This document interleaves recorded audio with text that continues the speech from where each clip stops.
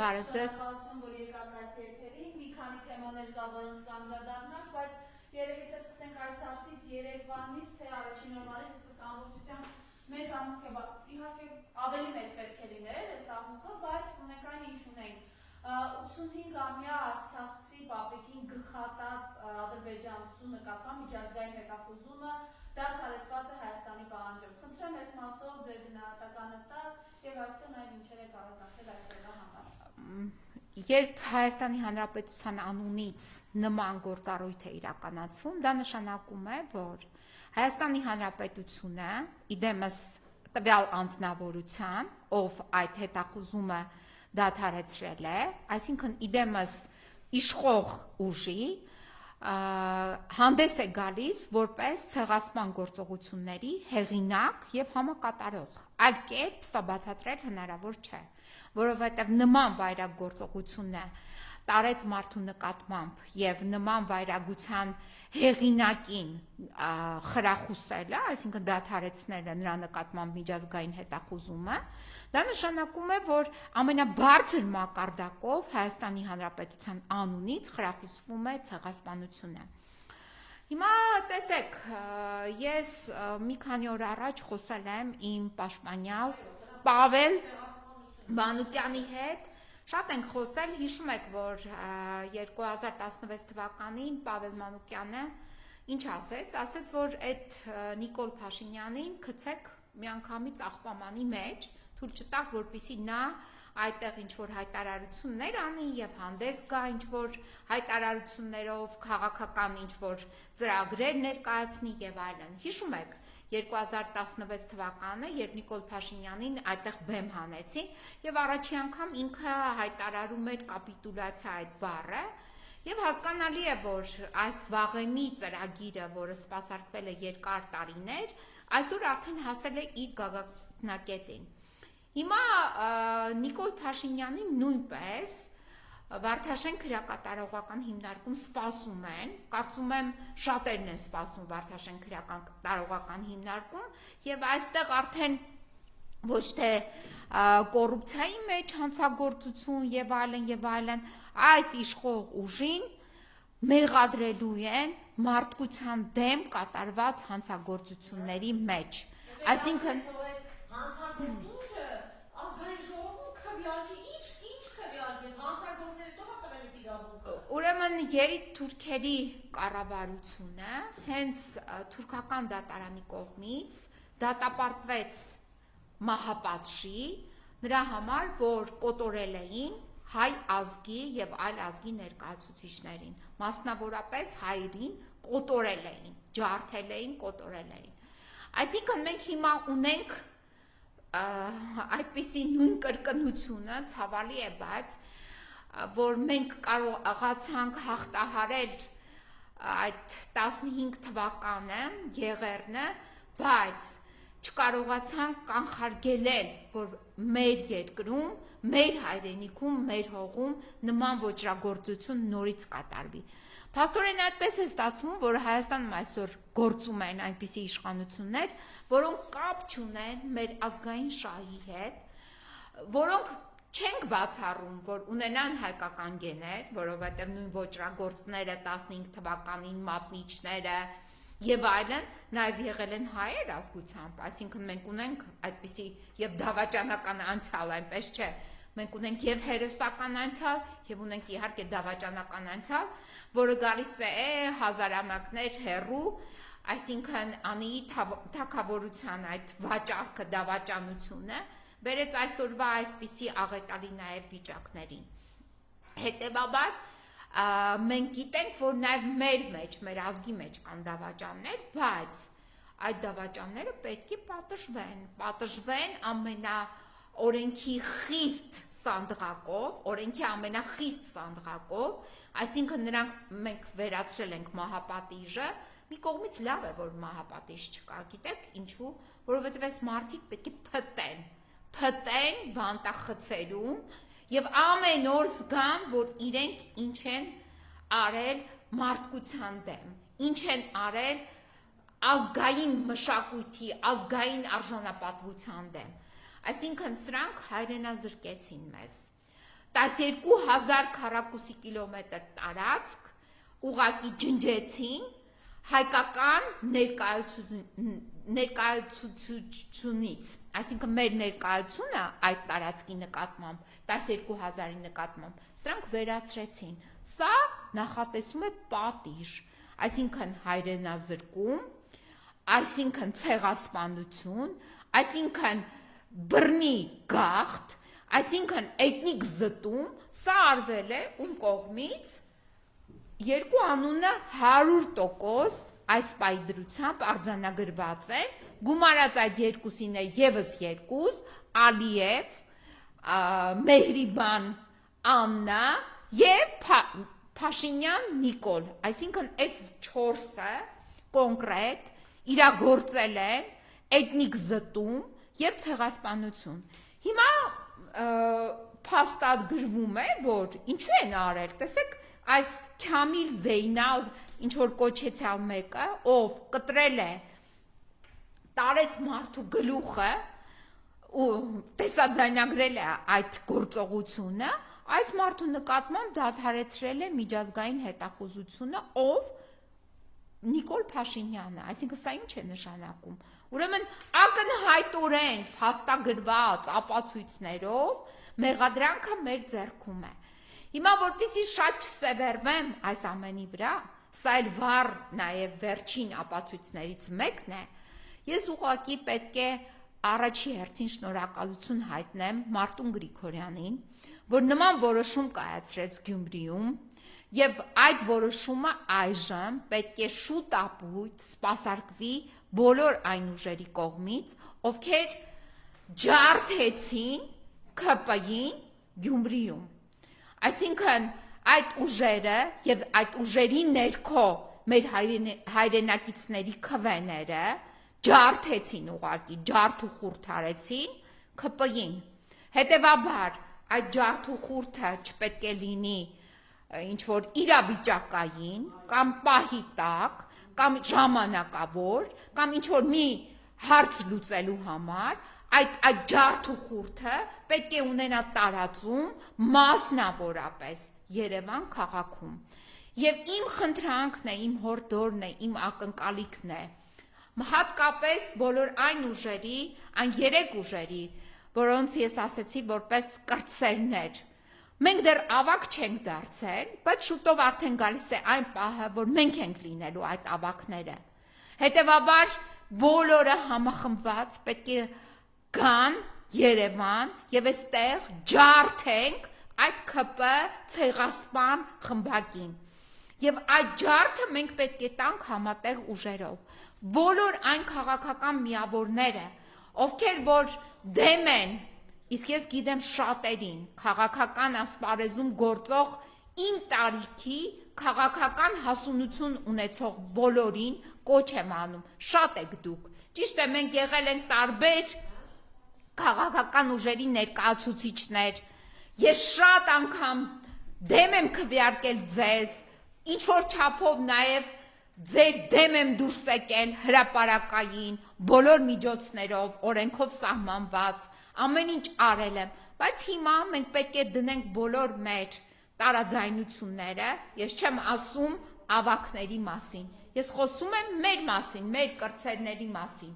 մենք պետք է ուղղակի համախմբվենք եւ դառնանք առաջամարտիկ, դրոշակակիր, ջարդելու ուղղակի ՔՊ-ին, մենք այլ ճանապարհ չունենք, եթե մենք չենք ջարդում, ապա մենք ենք գնելու այդ ջարդի տակ։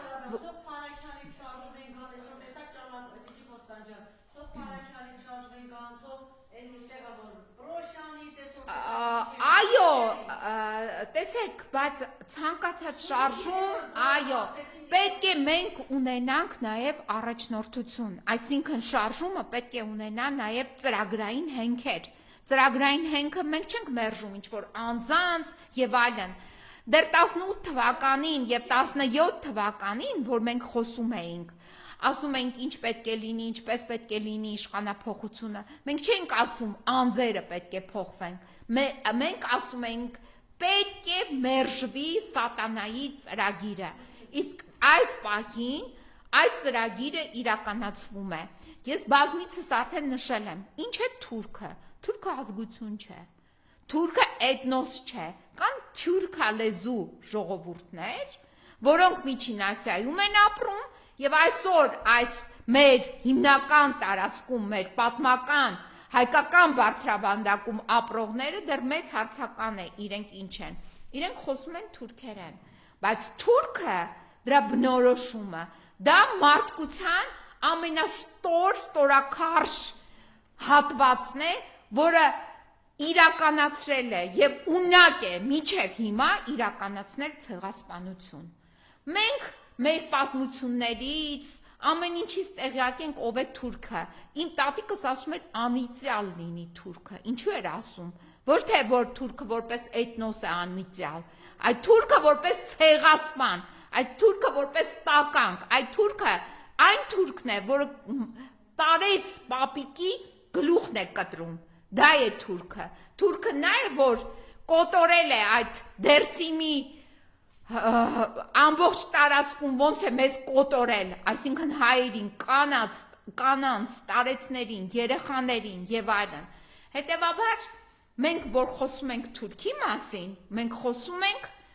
ամենաստոր մարդկության հատվածի մասին, որը ցեղասպանության ունակ է, այն էլ 21-րդ դարում։ Այդ թուրքերը հիմա Էրդողանի գլխավորությամբ, որ վարձկաններ են վարձում, հավաքագրում, դրանց մարզում են, հատուկ նյութեր են տալիս, հատուկ դեղորայք են տալիս, որպեսզի դրանք գազազեն, դառնան թուրք եւ հարձակվեն խաղաղ մարդկանց վրա։ Հիմա ինչ է կատարվել այսօր մեր հայրենիքում, մեր հայկական բարձրավանդակի այս փոքր հատվածում։ 2 օր առաջ փաստորեն կայացվել է որոշում, որ խրախուսվում է ցեղասպանությունը, այսինքն ցեղասպանին, որը պետք է միջազգային այդ հետախուզման ներքո կալանվի, այդ կալանավորման, այսինքն արգելքը, կալանավորումը հանել են, այսինքն նրան բաց են թողել, ինչի համար, որպեսզի այս Զեյնալը գա եւ կտրի մի հատ ուրիշ պապիկի գլուխ, այսինքն սա է արել Նիկոլը։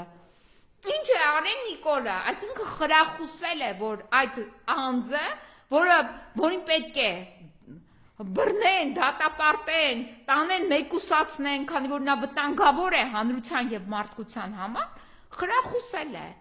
Ինչու է խրախուսել, որտեղ գործընկեր ունի, որ հիշում եք, չէ, որ առաջի անգամ ինչպես նա արտահայտվեց Ալիևի մասին, ասաց, որ կիրթ է, թե, չգիտեմ, ամենայն դեպս իր համակրանքը հայտնեց ցեղասպան Ալիևին, ցեղասպանին, ով արդեն քարորյա պատերազմի ժամանակ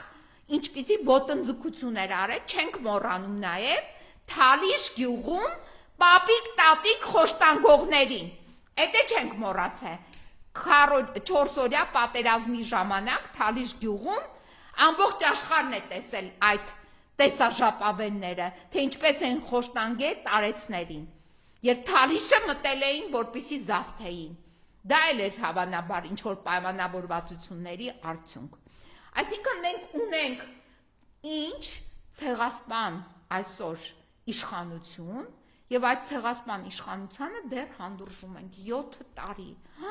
դուք պատկերացնում եք 7 տարի Հայաստանում գործում է ցեղասպան իշխանություն, երբ Սողոմոն Թելերյանը 15 թվականից հետո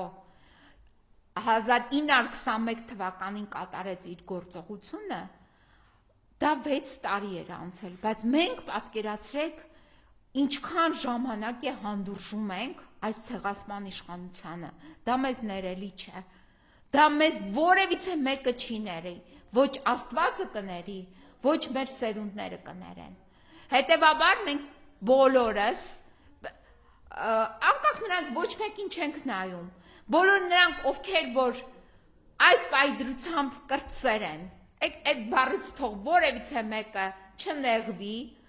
Մարտուն Գրիգորյանը դրեց կողք իր բոլոր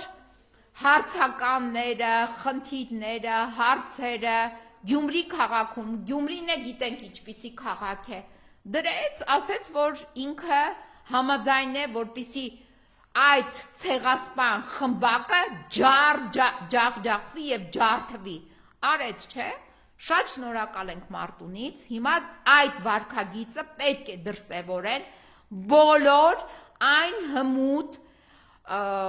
սթափ քաղաքական գործիչները, ովքեր